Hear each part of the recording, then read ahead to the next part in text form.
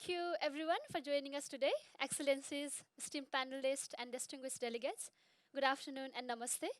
I come from Nepal, and the meaning of namaste is the light inside my soul honors the light inside your soul. So let me say this again. Namaste.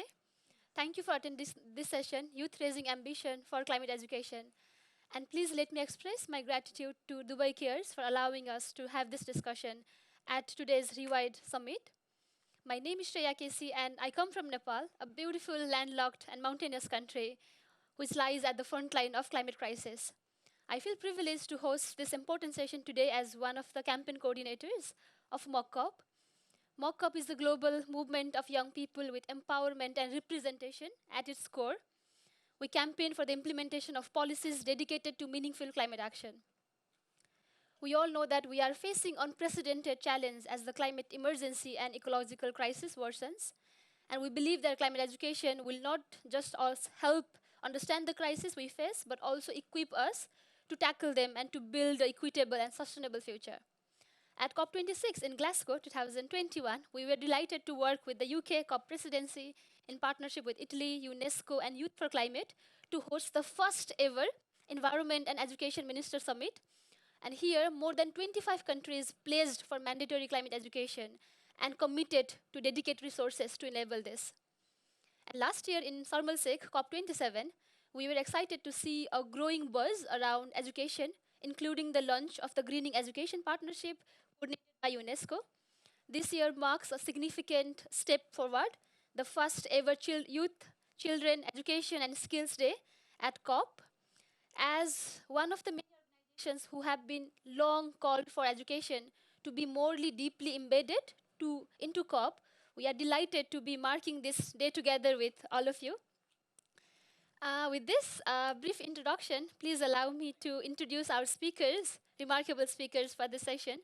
Unfortunately, we are unable to be joined by the Secretary General of Ministry of National Education in Senegal today. However, I'm delighted to introduce the following esteemed speakers. We have Baroness Baran, MBE, Parliamentary Undersecretary of State at the Department of Education, UK.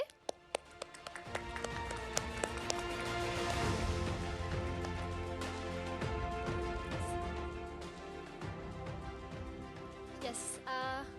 Similarly, we will have Her Excellency Noura Mustaf, State Minister of Education, Somalia, who is running a bit late but will be joining us shortly. We have Mr. Will Whale, Youth Focal Point for Sustainability and Climate Change in the Department of Education, UK.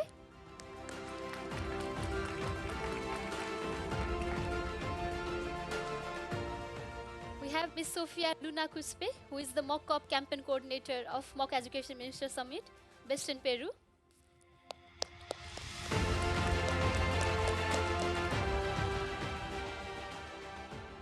We look forward to hearing the closing remarks from Ms. Yasmin Serif, Executive Director for Education Cannot Wait. But before that, please let me invite Ms. Stefania Giannini, as Assistant Director General for Education in UNESCO, to give her opening remarks.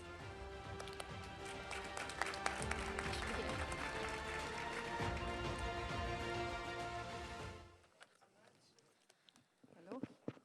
Yeah, it works? Yeah. Thank you so much, Shira KC.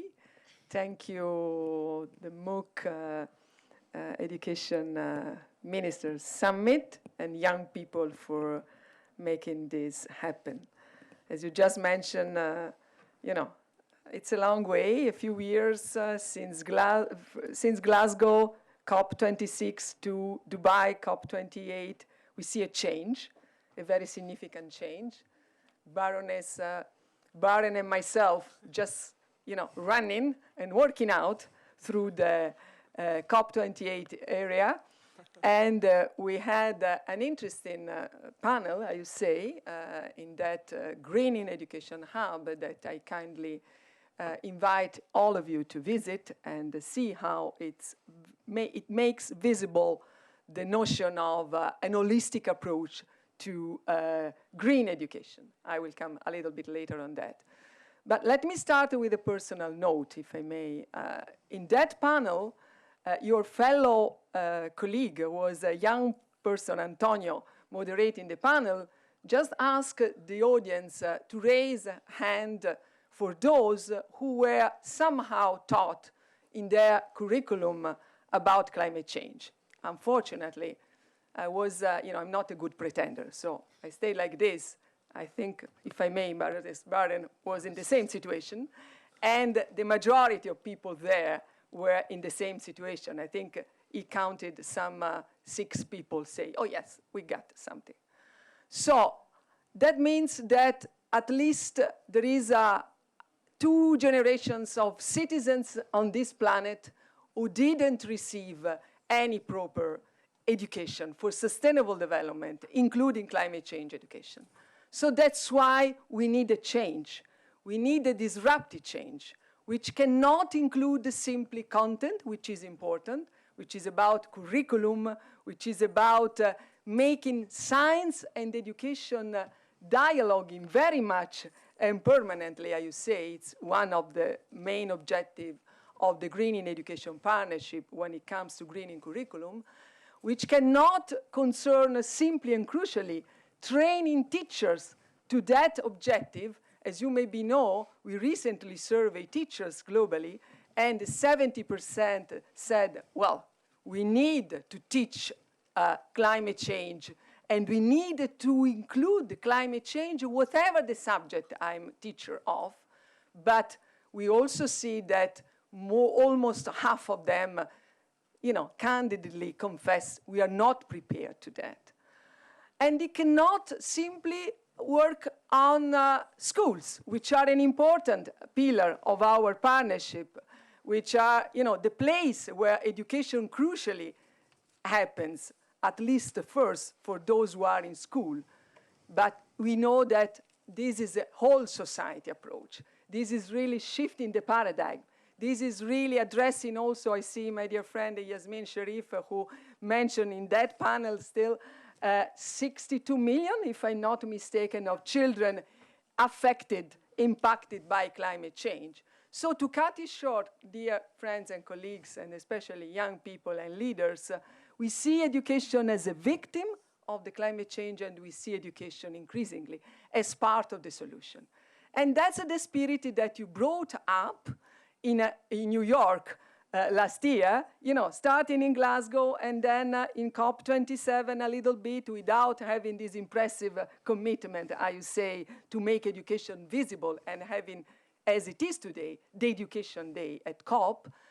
But most interestingly, last year when the Secretary General Guterres called the leadership of the world to commit to education, one of the main important outcomes was, and still is, make education for sustainable development and climate change a substantial, important, essential component of the new model of teaching and learning to build a citizenship for this century. And this is our common objective, our common ambitious agenda. So to that end, we need a lot of things. Must be very honest. We need additional funds. I celebrated with my colleagues and fellow partners in other meetings today the very good news that this COP, as a legacy, is also leaving to the international community the just established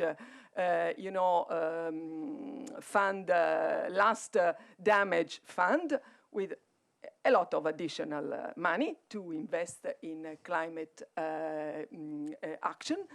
Adaptation, mitigation, and measures at policy level.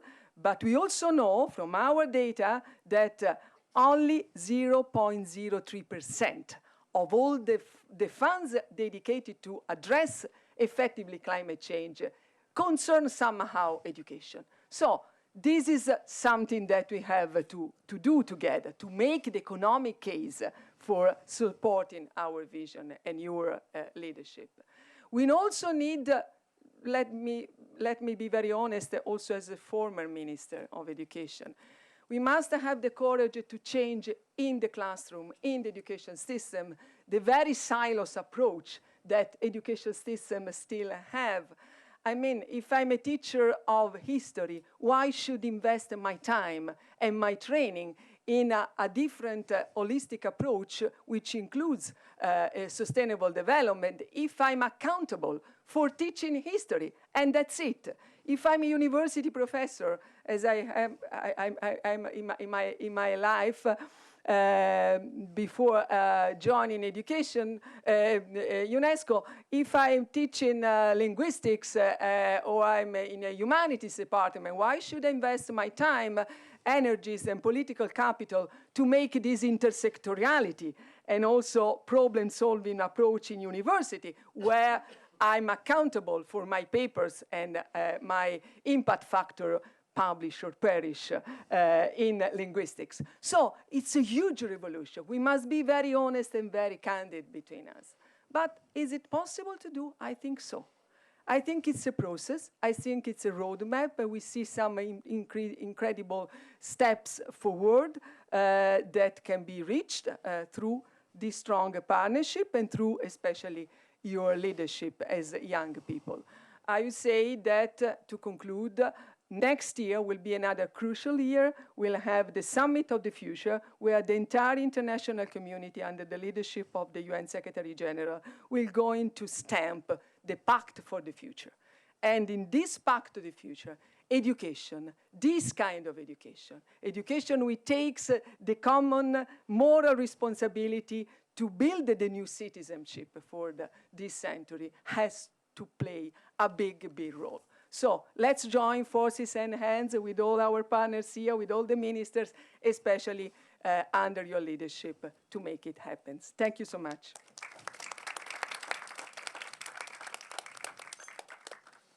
Thank you. Yeah. Thank you very much, Ms. Stefania, for that remarkable opening remarks.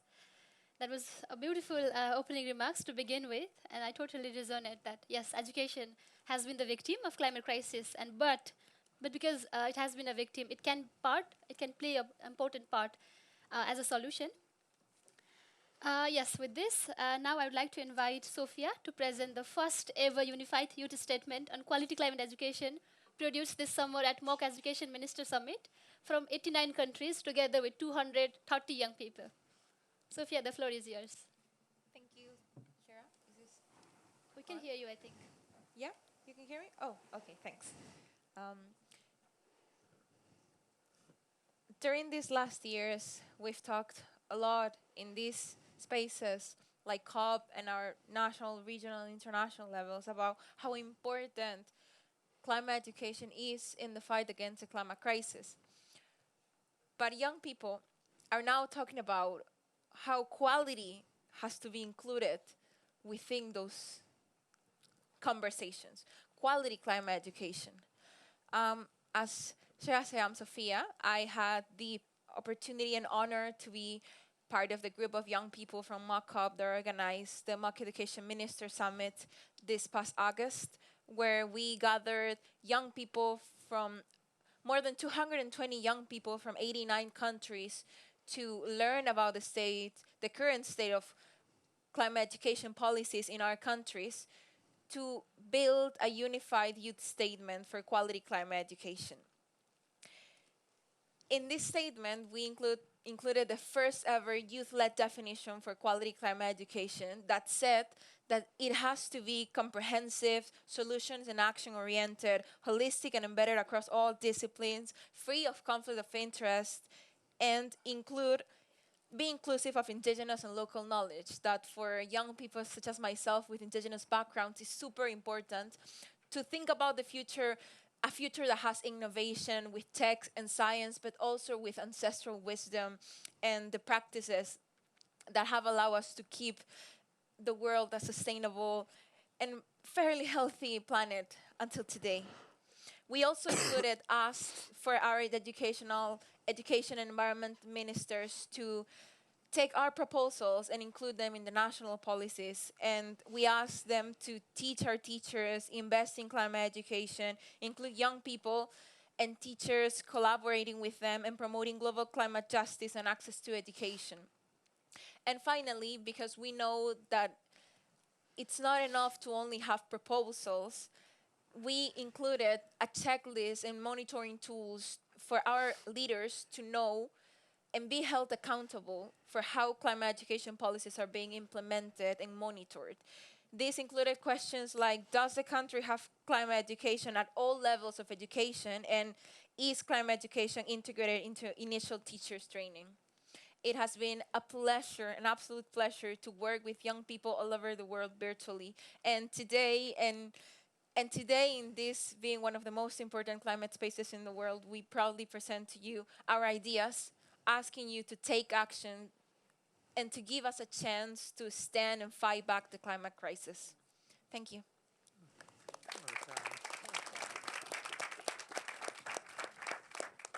Wonderful. Thank you so much, Sophia, for sharing about the youth statement. And I really like the way you mentioned that a future where there is innovation and tech, but then it should be filled with the ancestral wisdom. Thank you for sharing that. And yes, we're also joined by Yasmin, Yasmin from the Executive Director of Education Canada. And welcome to you as well while we are beginning the session ahead. Yes, so while we have youth speakers in the panel, I would like to ask youth speakers at first. So coming from Sophia back to Will, I would like to ask you, in your opinion, how can government departments can work with young people in the implementation and design of climate education strategies? Thank you. So in the UK, the Department for Education recently introduced my role, which is a youth focal point for sustainability and climate change. So myself and a colleague work with the department as a channel. So we both listen to young people, we go out into networks and communities and try and understand their opinions, and then feed those back to the department, and then also on behalf of the department try and champion the strategy and ensure that young people understand what it is, understand what it's trying to do, so that they can be informed about it, and so that they can feed back to us. And so when young people when you're making policy, the first thing you need to do is realise that you can't make policy about young people without talking to young people. And certainly with the creation of this strategy, the Department for Education really realised that, because young people are the biggest stakeholders in their own education. And so they deserve to have representation in that space as their futures are shaped for them. And so through introducing our roles, the UK Department for Education have made great progress in that regard, because they're beginning to ensure that youth voice is included in everything they do as they progress the implementation of the strategy. And so through our workers' channels, we've been able to do things like raise the unified youth statement with Baroness Barron, both through a letter, and then we discussed it at a recent meeting. And that was really positive because we were able to get a response from you, and we were able to then feed that back to the delegates from the Mock EMS. And that's a really good opportunity to take those things that are happening in youth communities and youth spaces and feed them directly into government and ensure that those voices are being heard at every level, including at the top level of policy making. And so being this sort of conduit and touch point between young people and having regular engagement with Baroness Barron, we can ensure that every view from young people and every change made to the strategy, and as things are implemented, the department has consistent evidence about how young people are engaging and has consistent opinions about what they can do differently and how things can be shaped in the future. So when countries are looking to ensure youth voice, ensuring young people are informed about the things and the policies that are being made is incredibly important. So, for instance, with the strategy for sustainability, often young people don't really understand the strategy, don't really understand how policy is made. And so I think one of the largest barriers is not that young people don't care about climate change, it's not that young people don't care about shaping sustainability strategy, it's that they don't understand how those policies are made. And so one really key element in ensuring youth voice in these processes is ensuring that youth actually understand the processes and understand the barriers and understand the policy cycle and how these things can go from conceptual ideas to implementation. And so part of that is about green skills and ensuring that young people have those skills to interpret and understand and convert often their anger or their upset into really meaningful things through those spaces and through roles like ours. And there's no shortage of young people wanting to learn about climate change. There's some really good research from a project SOS hosts called Teach the Future, which shows that 71% of UK young people wanted to learn more about climate change. This was before the strategy. And actually, like, we're seeing that reflected in the strategy, but you need consistent youth voice to actually translate that into something young people want to see. And so we need to get it right when it comes to climate change, and we need to get it right very quickly. And one way that we can do that is through politicians and young people working together to advance quality climate education, just as we're being able to do with the UK Department for Education. Amazing. Thank you very much.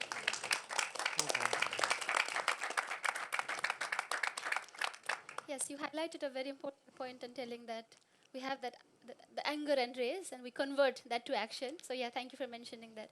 My journey of climate education began in the same way. I knew about climate change when I was 17 years old, when I just joined my bachelor's, and I knew nothing about climate crisis. I was so prepared to study well and then to do a good job and have a good future, but that was not the case. So a few months, I was very worried, and I went through that brief period of climate anxiety. But then when I realized that, okay, climate crisis impacts everyone, it's not just Shreya, it's impacting everyone in every parts of the world, I felt I should use that anger and frustration, the anxiety that I have inside me, to fuel that and to do something good in Nepal. So yeah, that is what I have been doing in Nepal and international levels. And I can totally resonate with your points, Will. Thank you for sharing that. So yeah, while we were hearing from Will, we are joined by Her Excellency Noura Mustaf, State Minister of Education for Somalia. Thank you and welcome to you.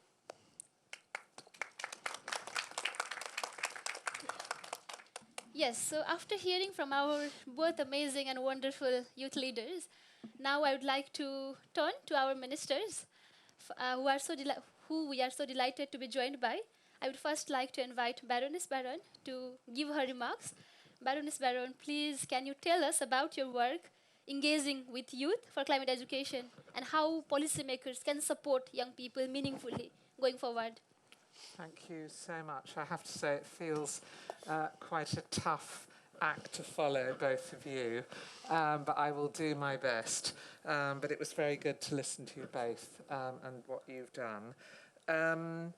So as Will said, we launched our climate change and sustainability strategy in 2022, and that was developed working very closely. So the year ahead of launching it, we had a youth panel, and I met with them monthly to work through, and they were a sounding board and advisory group as we developed and then launched the strategy. And Will, you very generously said that young people thought there should be more climate change before the strategy. I think they probably still think there should be more climate change. Not more climate change, more education about climate change. And so it's been a important part of the way we've approached things. And I think that young people's insight and contribution to policy works in a few different ways. One is the way that Will described more eloquently than I can about being that sounding board and interface between young people and groups of young people and the department, and being that kind of two-way street. So helping us get the message out there that we have a climate change and sustainability strategy and what's in it, because the vast majority of people have no idea.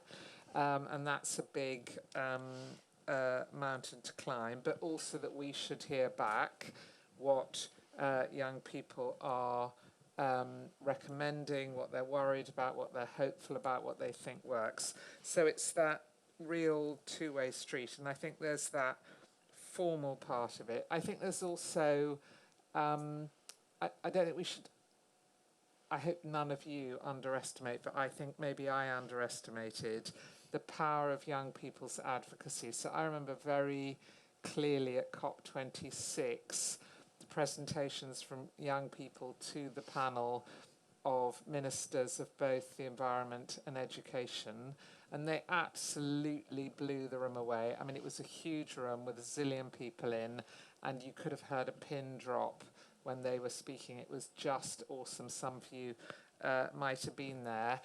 And so I was thinking about this ahead of talking to all of you, and I think it would be really interesting to think, because as Stefania articulated, I think a number of us feel that things have moved really very substantially between, what felt like quite a tough thing to achieve, that first panel of Education and Environment Ministers, to where we are today with a dedicated education day, with a Greening Education Partnership, with many, many countries signed up, and obviously more are going to sign up.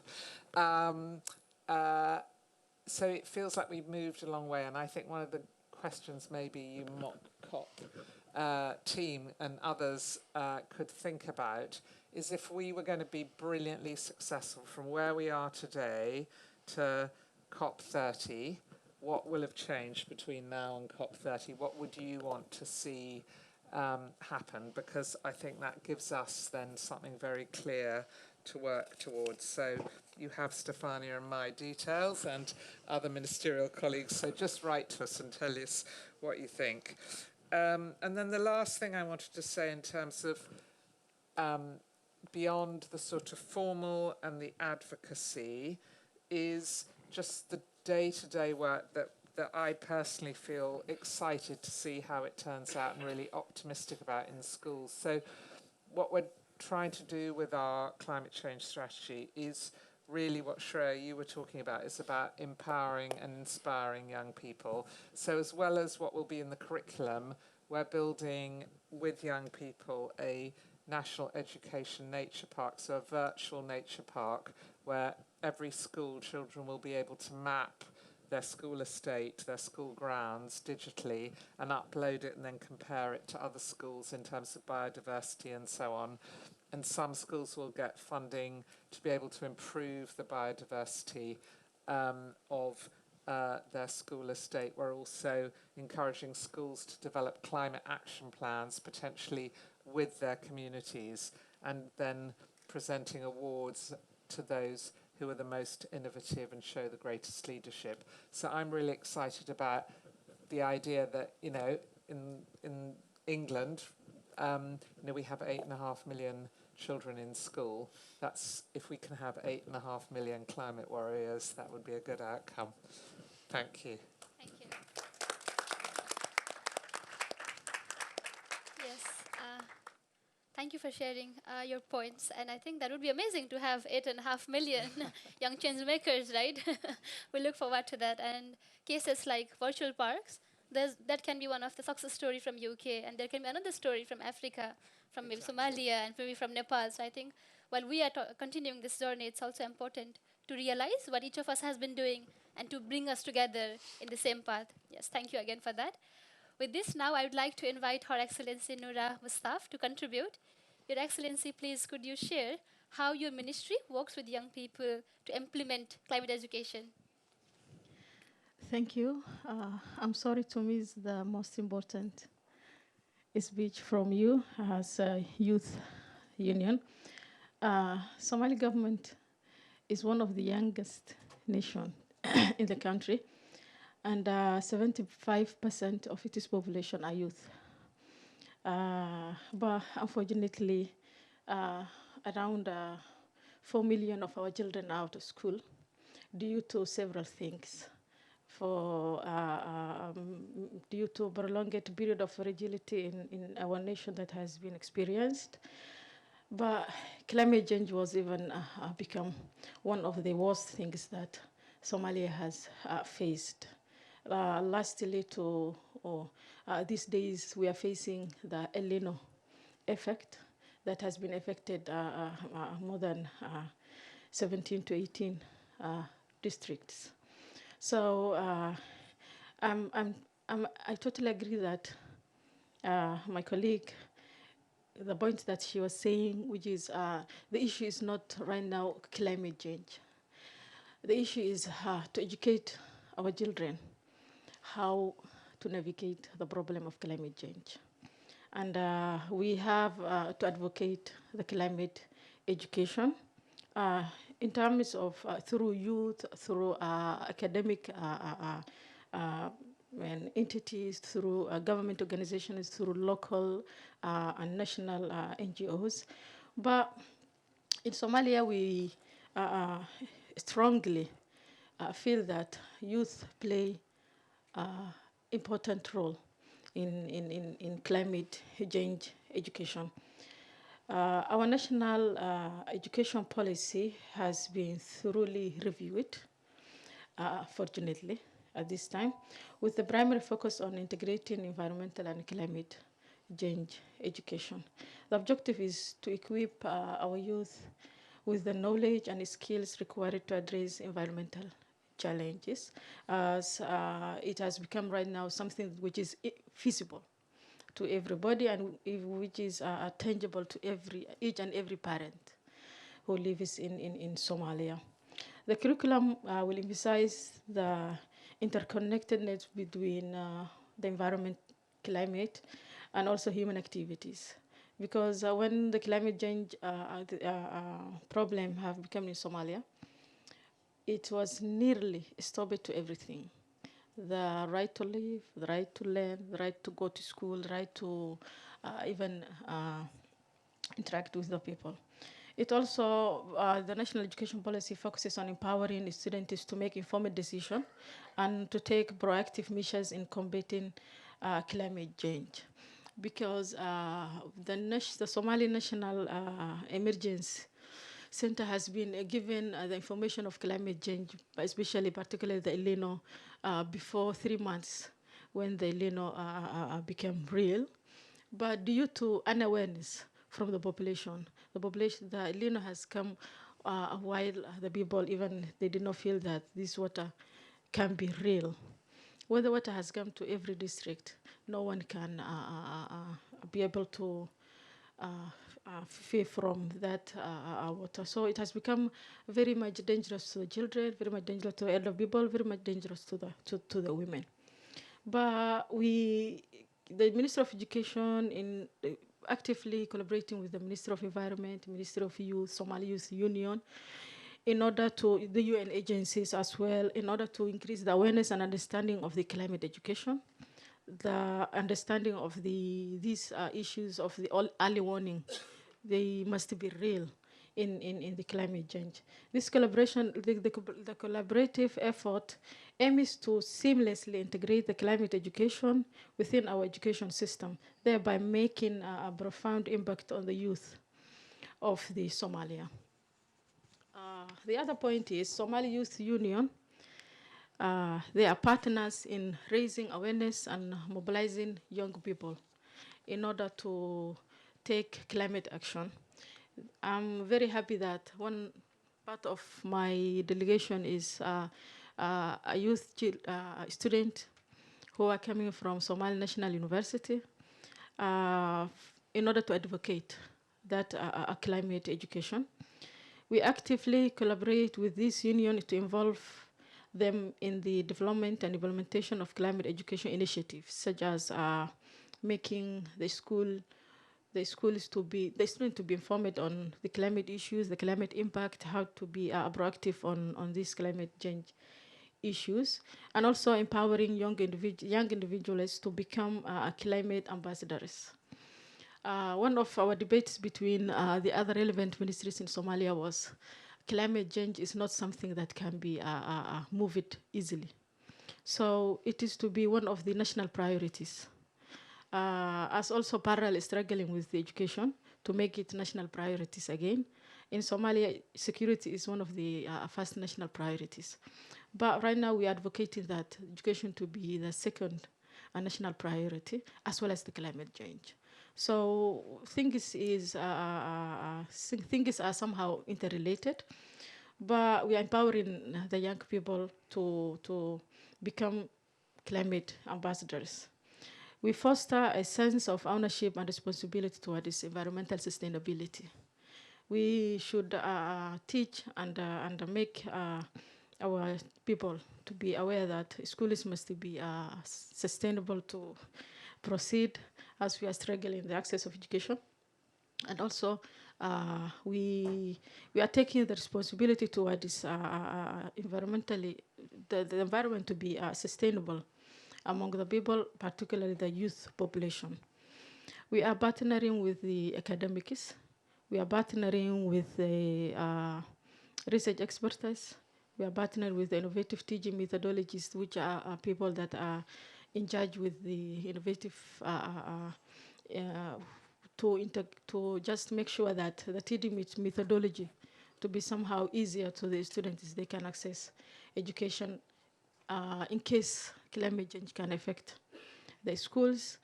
The universities right now, we have been incorporating the foundation years of the student to just make sure that the curriculum to be added in greening education. So we are very happy that one of the most important platform that has been created by today, which is the Greening Education Partnership. We feel that making sure that collaboration between the government, the youth unions, the Ministry of Youth also, Ministry of Environment, the local and international NGOs, to foster that collaboration in order to make sure that no one will be affected by the climate change. Because right now we know how the climate change can be prevented, and we know how the climate change can seem when it's affected by the population. Finally, the future of our children is in our hands, because it needs political willingness to make sure that climate change education to be one of the first thing to do in each and every country of the globe. It is also, we have, it became one of the responsibilities in order to change the life of our children. So education will not be only the scientific side of the subjects that can be taught by the teachers to the students, but we will foster green education and climate change education to be one of the part of the education that we are giving to our students through universities, through youth, through everyone who is responsible by awareing the people to make sure that climate change will not affect anyone anymore. Thank you.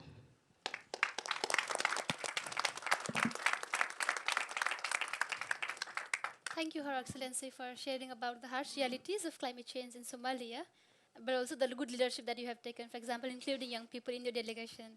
And we were talking about good practices, and we hope this serves as an important reminder for other countries to do the same. You also mentioned about political willingness.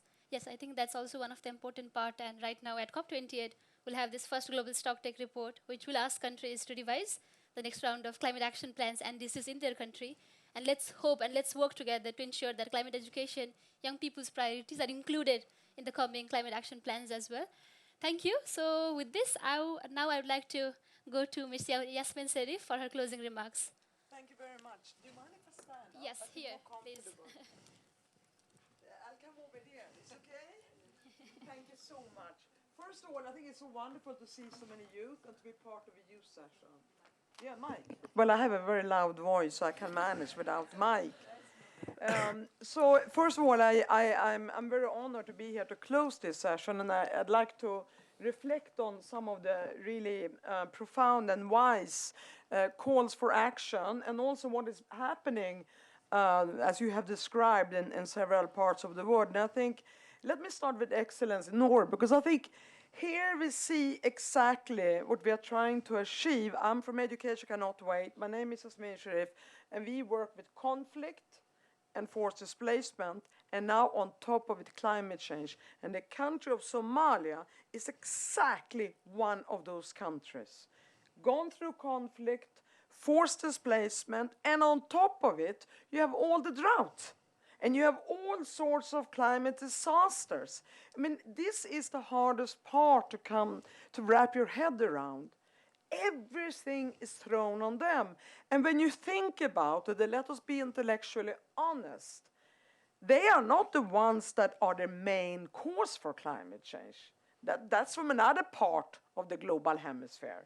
But they are paying the highest price. And amongst the global south is the children and adolescents and the youth whose education is disrupted. So yes, that has to change somewhere. You can work as hard as you do in beautiful Somalia, but it got to be a change also in the northern hemisphere in how we manage the climate and Mother Earth so that you don't bear the brunt. I also want to come back to, I think that it's very important that You know, both, Shreya, and thank you so much for being such a great moderator.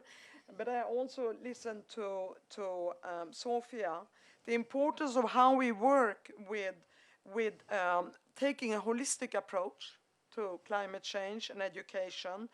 And you said some very important words there. It's about having a curriculum and an education that looks also at the sort of ancestral.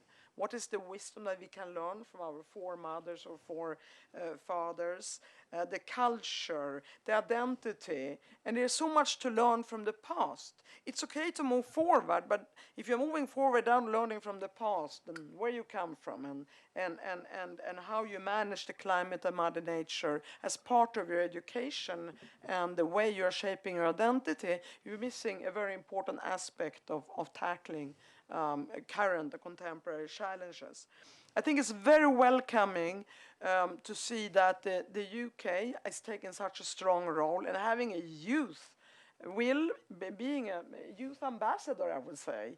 And I think you mentioned some really critically important issue, and one that I could relate to.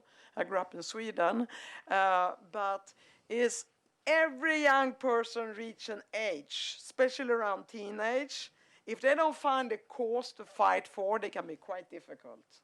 But if you can channel them into the right cause, they can actually change the world.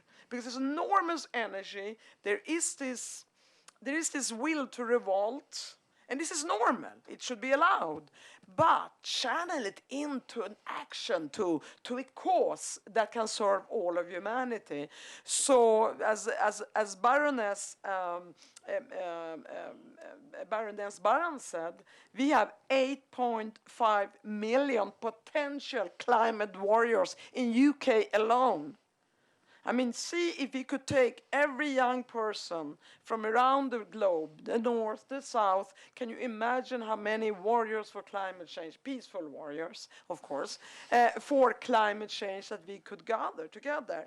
And I think one thing that has come out of this whole conference, one of the best achievements, there are many of them, good declarations has been agreed upon, but I, working in the business of conflict and forced displacement and climate disasters as one big mega problem, I think it's the declaration of climate change recovery and linking that to conflict. It's very important because wherever there is a climate-induced disaster, we often see conflict. Desertification leads to less arable land, and there'll be a fight between pastoralists and agriculturalists. Lack of water because of drought will also lead to conflict. Every human being somehow wants to survive, and natural resources is usually at the root of many of the conflicts that we see. So I think it's important that we see it from that perspective. And I would also say, before I come into Stefania, who is a very, very dear friend, and we work a lot with UNESCO together, and I think we have even more things to do after the holidays, hopefully. I'm not going any further there. But before I go into Stefania's, I would like to mention, if you want to learn more, we launched here Education Cannot Wait. And when I say Education Cannot Wait, UNESCO is part of that. And UNESCO gets their lion's share of that. The youth is part of that. We have youth represented on our board. Governments are part of that. The UK is our second most strategic partner. We have 25 strategic donor partners. The UN system, we are a fund in the UN system. Civil society, parent-teacher association. We are a big movement within the UN system, strongly linked civil society and host governments.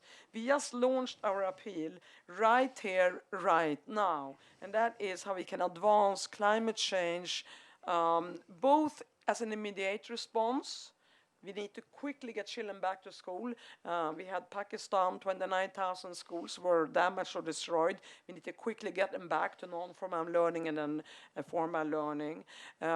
We need to use solar systems for technical equipment, computers. We need to create school classrooms and schools that are resilient to withstand shocks of climate change. And then, as Stefania said, we also need to focus on the curriculum to learn for the future, which is more than medium and long term. All of that, all time frames or immediate, medium, and long term. And that's a $150 million appeal. So if you want to be part of the warriors, you can have this as your weapon as you go around. And rest assured that very little goes to us who are catalyzing it in the Secretariat. It goes to the implementers, such as UNESCO and others who actually do the work on the ground. But I will conclude here, and I will conclude where we started with the Assistant Secretary General of UNESCO, Stefania Giannini. And she, as always, spoke wisely about building a new citizenship. And I think, coming back to a few words of where the root cause is, we also need to build a leadership that has principles for Mother Earth and for humanity at large. It's very important that ethics, morality, sense of responsibility for all is part of the curriculum as much as the technical side of it. But also to conclude with what Stefania said, that education is very much a victim of climate disasters. But we don't want to be a victim. And we're not going to allow ourselves to be victims. So I will take that and say, with your help as the young generation, we can go from being the victim of climate disasters and education, being victimized, to become victorious. And I say, speak truth to power. Don't be afraid. Just be polite. That's it. Thank you very much.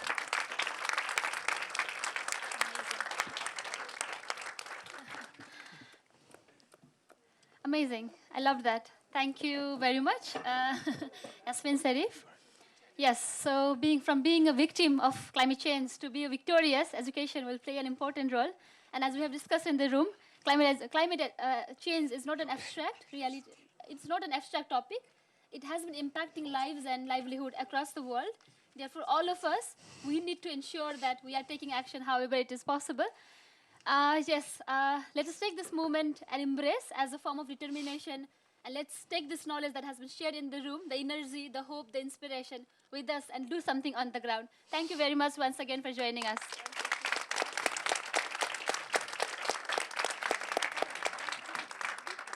We'd like to close with a closing group picture.